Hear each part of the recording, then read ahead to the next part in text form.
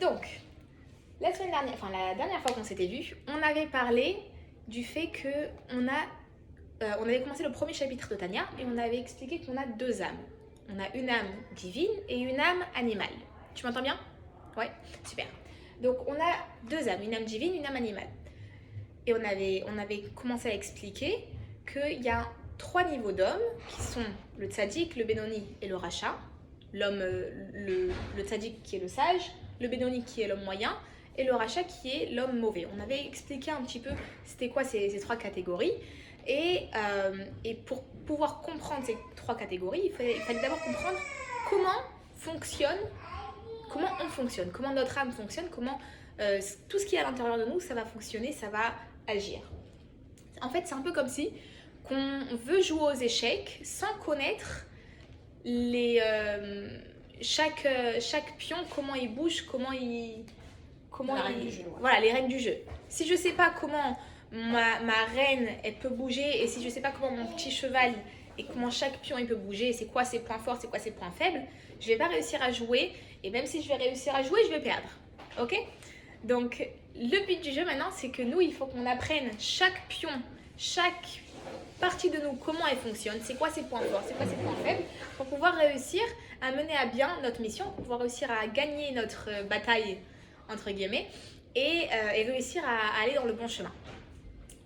Donc aujourd'hui, on va expliquer c'est quoi notre âme divine. On a dit qu'on a deux âmes, une âme divine, une âme animale. On a expliqué que notre âme animale, elle est responsable de tous nos besoins matériels, que ce soit manger, dormir, jouer, prendre du bon temps, se reposer, toutes ces choses qui vont être physiques, qui vont être matérielles, c'est notre âme animale qui est responsable. Notre âme divine, de quoi elle est responsable? C'est quoi son but? Son but, c'est juste et uniquement d'être proche d'Hachem, se rapprocher d'Hachem. Ok? Coucou, comment ça va? On va commencer tout de suite. Là, j'ai juste fait un petit récap. Qu'est-ce qui se passe? Aujourd'hui, on va essayer d'expliquer d'où elle vient cette âme divine, qu'est-ce que c'est quoi, d'où ça vient, c'est quoi sa volonté, ok? Pour essayer de comprendre comment notre vie fonctionne, comment nous on fonctionne. Donc, on commence avec l'âme divine. L'âme divine, d'où elle vient? C'est quoi? L'âme divine, c'est une réelle partie d'Hachem. Le Tanya, il définit l'âme divine comme étant une chelek Elokai Memal Mamash, une vraie partie d'Hachem. Et il utilise le mot Mamash. Mamash, ça veut dire vraiment. Il insiste que c'est une vraie partie d'Hachem. C'est comme si que je prends une pomme et je la coupe en morceaux. Quand j'ai un morceau de pomme, dans ce morceau de pomme, il y a toutes les informations de la pomme entière. C'est pas parce que c'est un petit morceau de pomme qu'il y a moins d'informations génétiques de la pomme. C'est comme si je prends un cheveu, un de mes cheveux. Dans ce cheveu, il y a toute l'information ADN de tout mon corps. À partir d'une cellule de mon corps, on peut recréer une Rivka entière. Oui, c'est ce que les scientifiques nous disent. Dans une toute petite cellule, il y a toute l'information. L'âme divine, c'est un petit peu comme ça. On a une réelle partie d'Hachem en nous. Elle est toute petite par rapport à l'immensité d'Hachem, par rapport à l'infini d'Hachem, mais dans nous, en chacun de nous, on a une petite partie d'Hachem qui est en vrai une infinité. Hachem, il est infini. Et en maths, on nous explique qu'une partie de l'infini, c'est l'infini. Donc en nous, on a de l'infini. En nous, on a un pouvoir infini. On a une capacité extraordinaire et infinie. Ok? Et c'est pour ça qu'on te dit que les Juifs, En Mazal Israël, on n'a pas de mazal, on n'a pas de destinée entre guillemets. Pourquoi? Parce qu'on a le pouvoir en tant que Juifs, qu'on a une partie d'Hachem en nous, on a ce pouvoir de changer notre destin entre guillemets. On a le pouvoir de changer le cours des choses. On a cette partie un petit peu divine en nous. Ok? Ça, c'est pour la définition de qu'est-ce que c'est l'âme divine. Maintenant, d'où elle vient? L'âme divine, c'est pas une création comme les autres. Tout ce qui est autour de nous et tout le reste du monde, c'est des créatures. On a été créés par Hachem.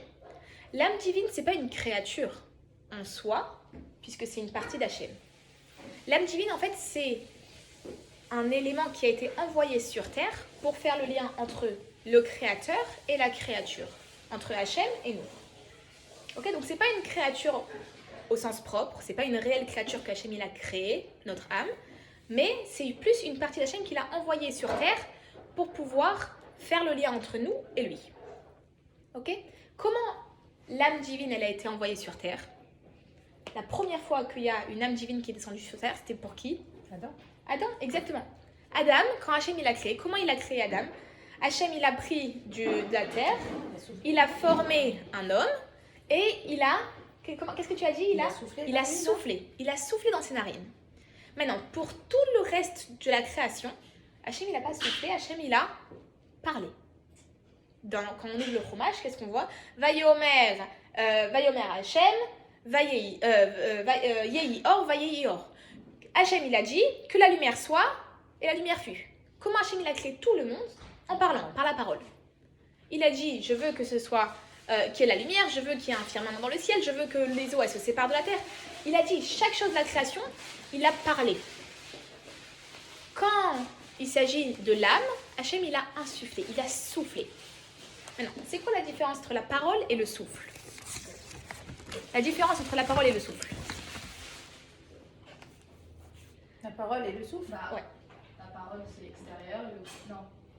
Le souffle aussi c'est extérieur. Ouais, c'est vrai. Alors, la parole ça crée quelque chose. Ok. Ça reste. Ça reste. Non, on dit les mots s'envolent. La parole s'envole. Enfin, on entend. On l'entend. Le souffle aussi. Ouais. Tu peux entendre aussi le souffle. La vraie différence, c'est que je peux parler pendant des heures. Bon, au bout d'un moment, j'aurais plus rien à dire. Mais je peux parler pendant des heures. Souffler, t'as déjà essayé de te gonfler des ballons? Tu souffles. Au bout de 2 souffles, t'as même pas réussi à gonfler le ballon. T'as la tête qui tourne, c'est ouh. T'as l'impression que t'as plus de vie à l'intérieur de toi. Le souffle, c'est vraiment la vitalité qui est profonde en nous. La parole, c'est juste une expression extérieure de nous, de notre intériorité. C'est une expression extérieure. La parole, c'est de moi pour parler à l'autre. C'est une expression extérieure. Le souffle, c'est vraiment quelque chose d'intérieur, de profond. Et c'est pour ça que quand je vais souffler, je ne peux pas souffler une tonne. Je peux souffler un souffle, 2 souffles, un ballon, 2 ballons, pas plus. Après, j'ai la tête qui tourne. Et c'est pour ça qu'on fait avec des pompes. Et plus avec le souffle, ok? Comment ça va, Tania? Ça va, Hachem. Faites Ça va? votre cours. Ça va? Donc, ça, c'est la vraie différence entre le souffle et la parole. Hachem, quand il a créé le monde entier, il a utilisé la parole. Par la parole, il a créé tout le monde. Quand il s'agit de l'âme, il a soufflé. Il a insufflé l'âme. C'était de son intériorité. Ok, au fur et à mesure, on va comprendre de plus en plus d'où elle vient l'âme et c'est quoi l'importance de l'âme en fait. C'est quoi la subtilité de l'âme par rapport au corps. On a dit que Hachem il a soufflé pour donner l'âme à l'homme. Maintenant, l'âme, elle vient d'un niveau beaucoup plus élevé que la parole. Le souffle, il est beaucoup plus profond, on a dit, oui. La parole, c'est un niveau beaucoup plus extérieur. On explique qu'en fait, l'âme, elle vient du niveau de Chorma. Chorma, c'est intellect. C'est l'intellect d'Hachem. Tout le reste du monde, il a été créé par le niveau de la parole d'Hachem, du Dibour. Ok? Tout le reste du monde, c'est le niveau de la parole, du Dibour. Et l'âme, c'est au niveau intellectuel, au niveau de la pensée d'Hachem. L'âme, c'est quoi la différence entre la parole et la pensée? La pensée, personne ne peut l'entendre, la parole. De un, que la parole, c'est pour exprimer avec le monde et la pensée, c'est pour s'exprimer avec soi-même. Mais de 2, la vraie différence entre la parole et la pensée, c'est que la parole, à un moment donné, je peux fermer ma bouche et arrêter de parler. La pensée, je peux pas arrêter de penser. Même si tu dis arrête de penser, ben, tu vas penser au fait d'arrêter de penser. Et il y a une autre pensée qui va venir, une autre pensée qui va venir. Chaque microseconde, tu as encore une autre pensée qui arrive dans la tête. Et on ne peut pas contrôler. On peut contrôler dans quelle direction elle va s'en penser, mais on ne peut pas s'arrêter de penser. C'est impossible. Ok? Donc ça revient encore au même point. Que le reste de la création, il a été créé par un niveau superficiel par rapport au niveau de l'âme. L'âme, il a été créé par un niveau beaucoup plus profond que le reste de la création. Ok? Donc ça, c'était pour la différence entre la parole et la pensée. On va continuer dans la compréhension de qu'est-ce que c'est l'âme divine. Mais avant ça, il faut comprendre un concept. Il y a un concept en Chassidut le concept de volonté extérieure et volonté profonde. En hébreu, ça s'appelle Chochma Ila et Chochma Tata. N'importe quoi. Je dis que des bêtises. C'est pas Chochma, c'est Ratson. Ratson à Elion et Ratson à Tarton. La volonté supérieure et la volonté inférieure. De quoi on parle? On va essayer de mettre ça de façon pratique dans notre vie de tous les jours pour essayer de comprendre c'est quoi ce concept. On a tous des volontés. Au cours de la journée, combien de volontés on a? Chaque seconde, on a une volonté différente. Il y a toujours des volontés qui viennent. J'ai envie de ça, non, j'ai envie de ça. J'ai envie de prendre un verre d'eau, après j'ai envie de prendre une glace, j'ai envie de me faire un bon repas, j'ai envie d'aller chercher mes enfants à l'école, j'ai envie de profiter, j'ai envie de m'allonger, On a envie de plein de choses à chaque seconde. Toutes ces choses-là, ce sont des volontés superficielles, ce sont des volontés inférieures, ok, des volontés extérieures, si on peut dire ça comme ça. On a chacune de ces volontés extérieures qui est en fait un dérivé d'une volonté profonde que tu as. Notre journée, elle est composée du 3 quarts par des volontés extérieures. Le 1 quart restant, c'est des volontés profondes. En fait, la volonté extérieure, elle va être là pour satisfaire la volonté profonde. On va essayer de mettre des exemples concrets pour mieux comprendre. J'ai envie d'aller, aujourd'hui mon programme, j'ai envie d'aller me faire les ongles, j'ai envie d'aller faire du shopping et après j'ai envie d'aller prendre une glace. Ces 3 volontés qui sont aussi composées de plein d'autres volontés parce que dans ces 3 volontés, je veux aussi une glace spécifique et je veux aussi avec des sprinkles sur la glace et je veux que sur mes ongles il y ait des paillettes et pas des paillettes, que ce soit de telle longueur. Il y a plein de petites volontés. Mais ces 3 volontés en fait, elles font partie de une seule volonté profonde qui est je veux me sentir bien. Je veux me sentir belle, je veux me sentir bien. Ok?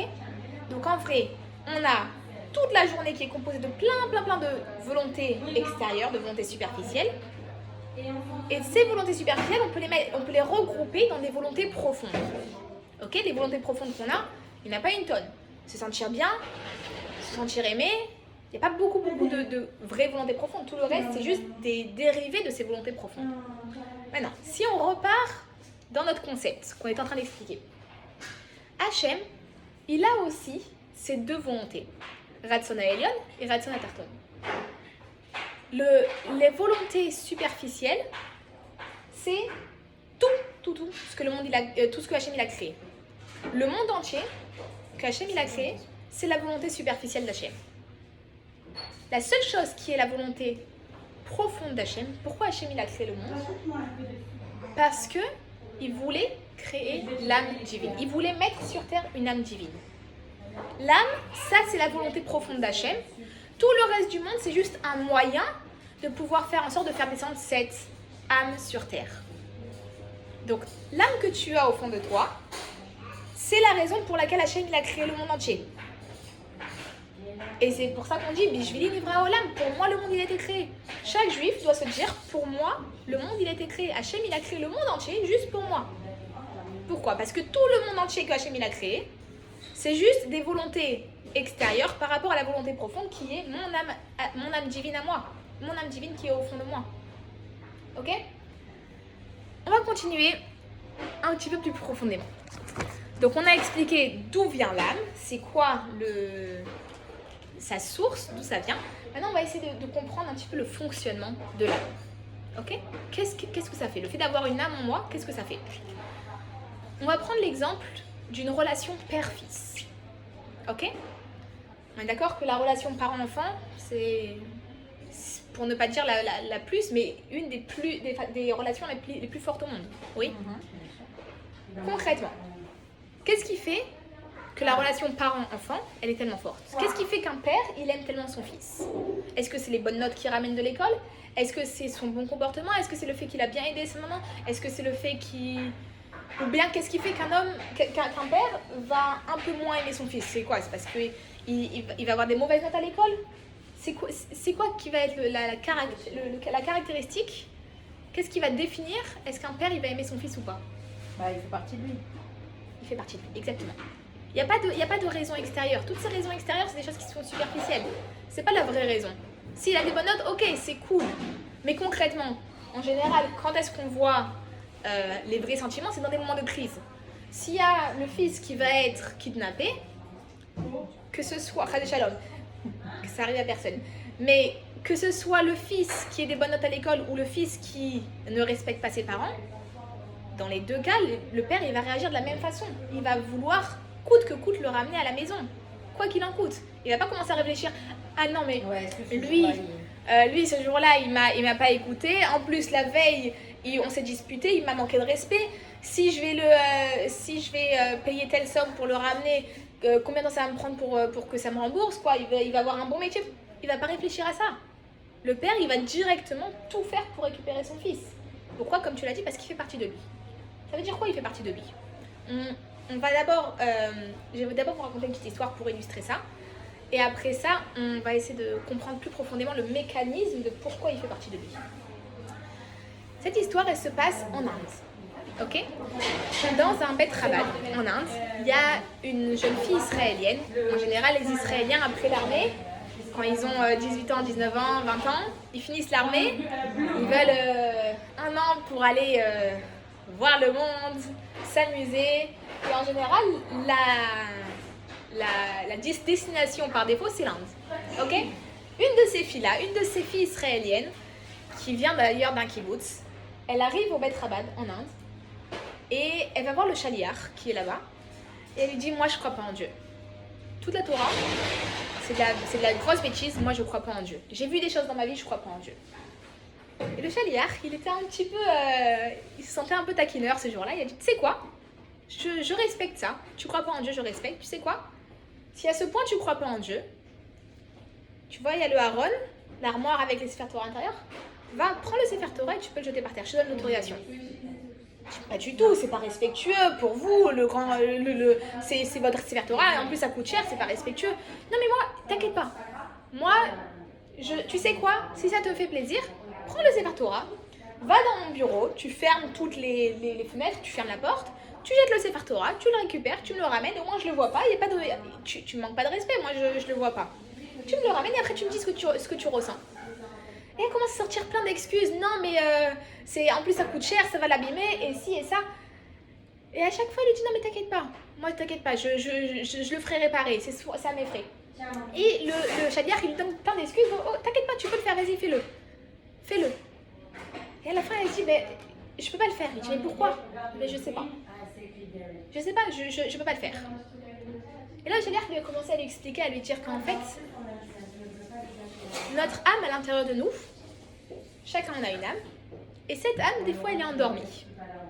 Alors, il y a des moments où il faut la réveiller. Comment tu réveilles ton ado? Réveille-toi, c'est le matin. Des fois, il va se réveiller comme ça. Des fois, il y a besoin de le secouer. Allez, réveille-toi. Il est 10h30, là, ça fait 3 heures que je t'ai demandé de te réveiller, réveille-toi. Et il ne se réveille pas. Il y a des moments où t'en peux plus, il est 1h de l'après-midi, il s'est toujours pas levé. Tu vas lui ramener un kélido, un seau d'eau, et hop là, sur la tête, et là, c'est sûr qu'il va se réveiller. Ok? Notre âme, souvent, elle est endormie. Alors, il y a des moments où il faut juste l'appeler, lui dire: allez, réveille-toi. C'est le moment. Là, on va aller à un cours au Torah, c'est le moment de se réveiller. Et il y a des moments où elle est très très dure à réveiller. Elle est bien endormie profondément, et même si tu lui demandes, même si tu la secoues un peu, ça ne marche pas, il lui faut un choc pour la réveiller. Il lui faut un seau d'eau sur la tête, il lui faut un choc. Pareil que cette jeune fille. Cette jeune fille, son âme, elle était complètement endormie, enfouie à l'intérieur. Il lui a fallu un seau d'eau sur la tête, il lui a fallu un choc de te dire: vas-y, jette le Sefer Torah par terre pour que son âme, elle se réveille et dire: je peux pas, j'arrive pas. Ok? Ça, c'est pareil pour la relation père-fils.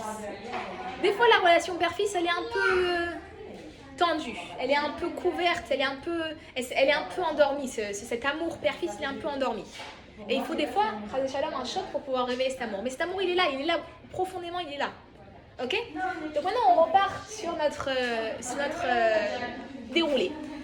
Comment ça marche? Comment ça se fait que le père et le fils, ils soient tellement attachés l'un à l'autre?